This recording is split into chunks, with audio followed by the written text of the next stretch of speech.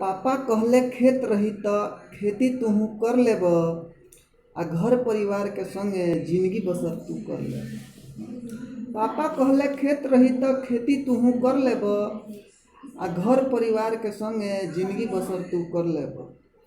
कम कमैब खुश रहब तू बबुआ तुहू गाँव में आ हम खिसियनी पापा पर आ बात कटनी ताव में। हम कम कमैब खुश रहब बबुआ तुहू गाँव में आ हम खिसियनी पापा पर आ बात कटनी ताव में।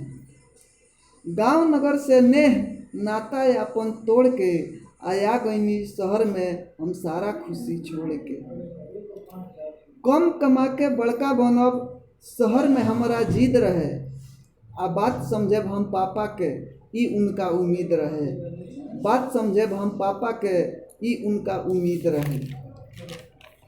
राजकुमार रहनी हम पापा के राजकुमार रहनी हमहू पापा के रजवाड़ा के आ शहर में आके नौकर बननी दूसरा के कारखाना के।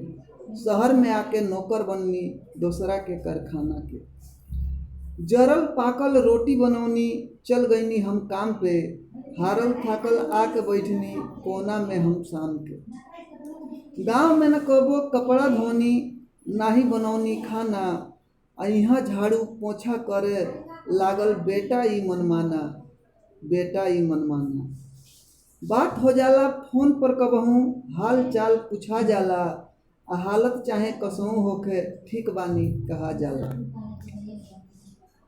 आशीर्वाद चाहतानी छू के उनका पाँव के आ जल्दी से फिर लौट जैती हम अपना गाँव के हम अपना गाँव के।